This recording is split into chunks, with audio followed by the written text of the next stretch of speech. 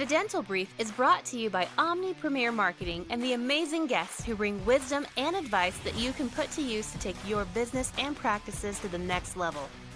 Find us on Facebook and join the conversation. Get ready to grow because we are kicking off the next episode in 3, 2, 1. Hello, everyone. Welcome to another episode of The Dental Brief. I have back on a 3 or 4 time returning guest. Always excited for her insight and expertise. Julie Parker, say hello to everyone.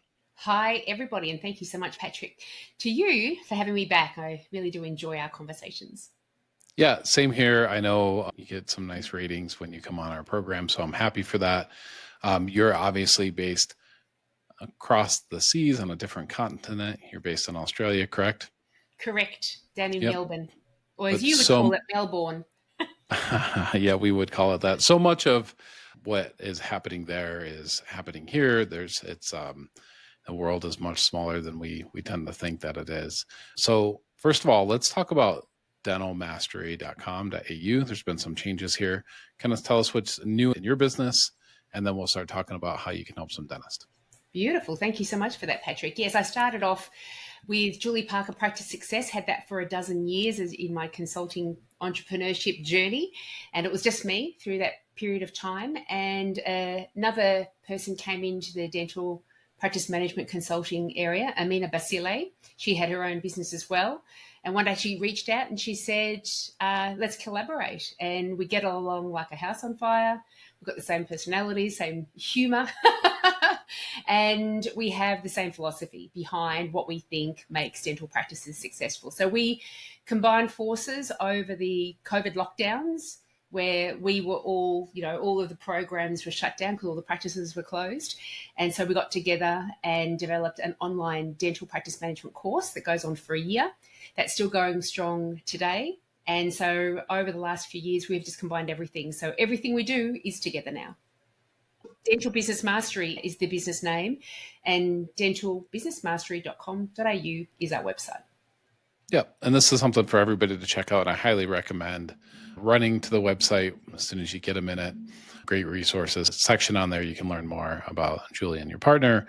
You also have a podcast as well. Great blog on there. So lots of great content to dive into to get your practice to the next level. One thing that I was actually talking about with someone earlier today was how most businesses, and especially dentists, don't set out enough time to work on their practice. So I hope this podcast is someone's gives them the initiative or some inspiration to decide, hey, I need to put some time and actually work on my business instead of work in my business. So with that in mind, Julie, tell me what's going on. What are you hearing? What are some challenges that you're seeing dentists face that you want to talk about solutions for?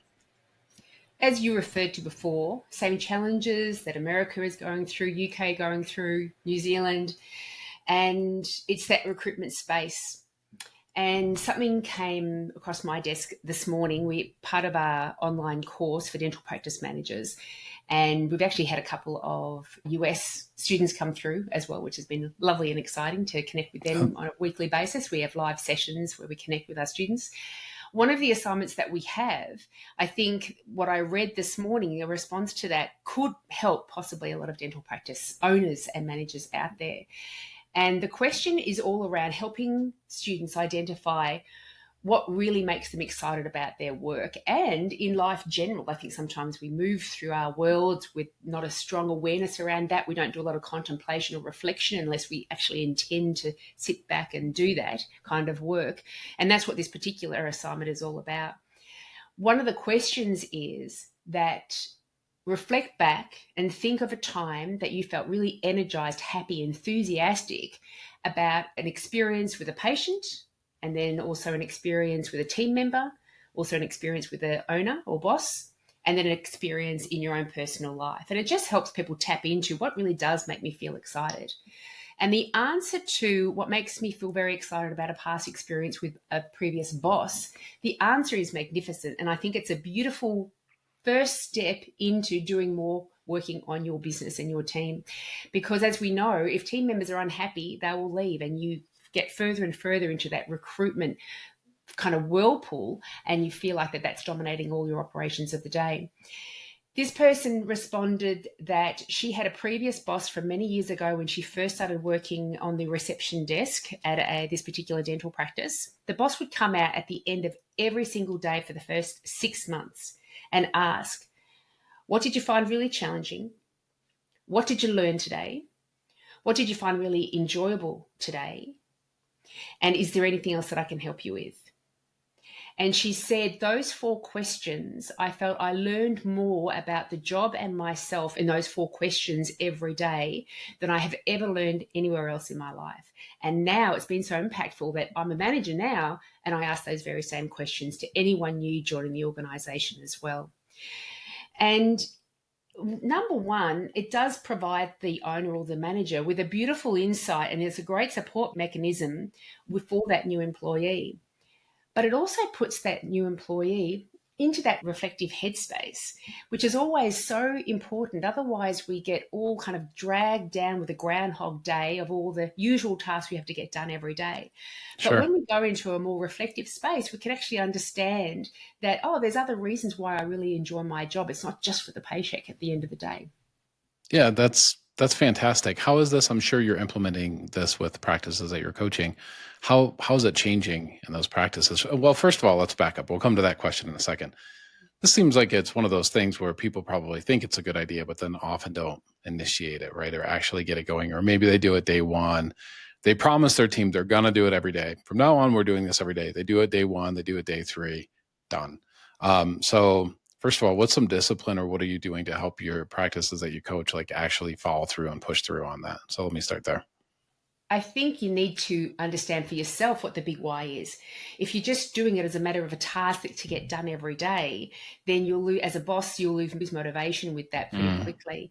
And so the intention that you're going in with really does need to be a bigger why than that. And it is about, I need to be truly curious about where this person's at.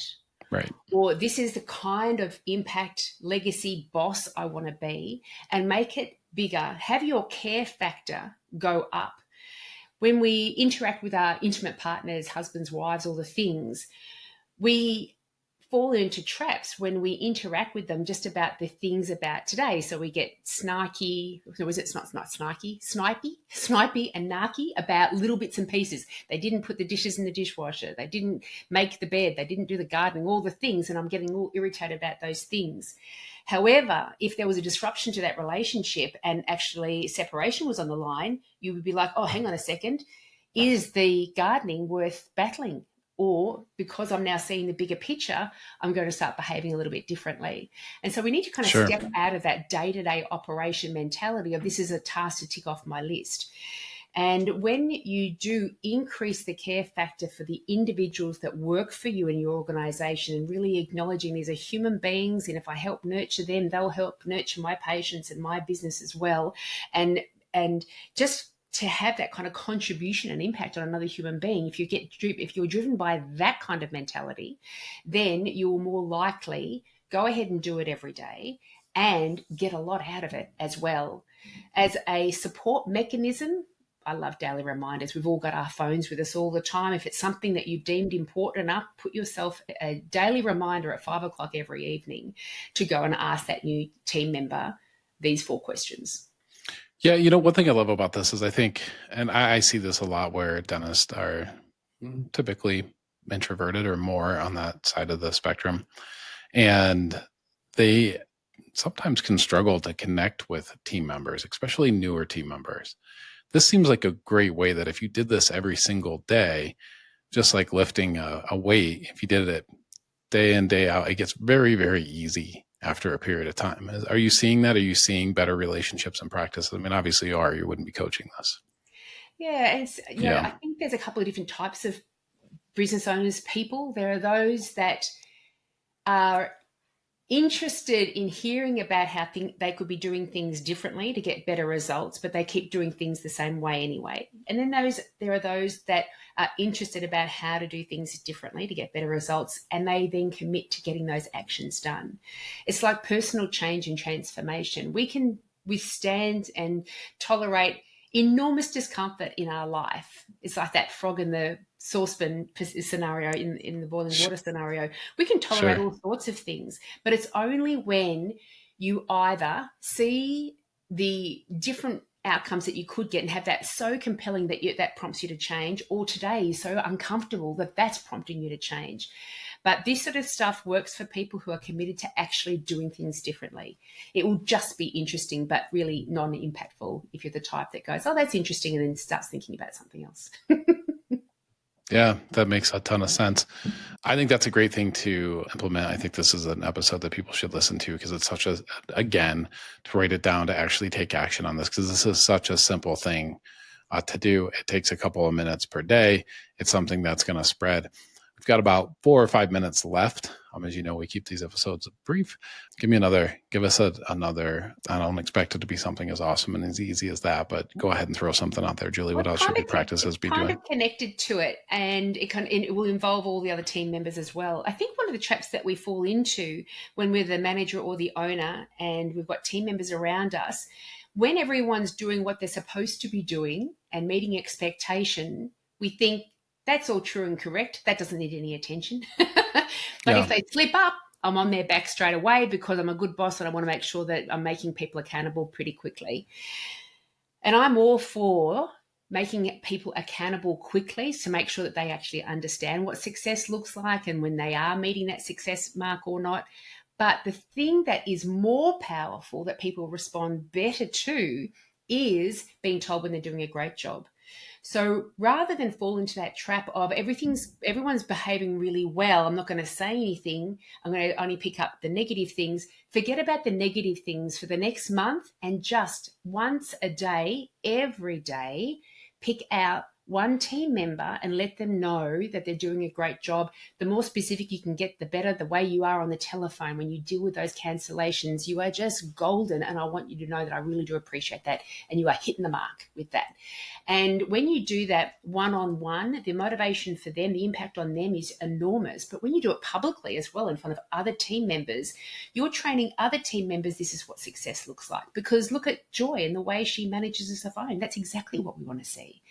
And so that would be my next piece of advice that I think is enormously powerful. It also takes us out of that bias toward just seeing the negative, because that's all you'll see, but shift into the bias of seeing the positive, and you'll be amazed at how little negatives that you do see. Yep. That's awesome. Great advice. Simple, easy to implement, but brilliant. Julie, thank you so much for being here. I want to give your website out there one more time. It's dentalbusinessmastery.com.au. Julie, again, thank you. Come back, please. Oh, I certainly will. I really enjoy it. Thanks for the opportunity, Patrick. Thanks for listening to this episode of The Dental Brief. If you found it helpful, give it a thumbs up, subscribe to the channel, and share it with a colleague who could benefit. We're here to help dental professionals like you stay ahead of the curve, one brief episode at a time. You can find more episodes and resources at thedentalbrief.com. You can also join the Growth Minded Dentist community on Facebook. Links are in the description. Until next time, keep learning, keep growing, and thanks for being part of the Dental Brief community.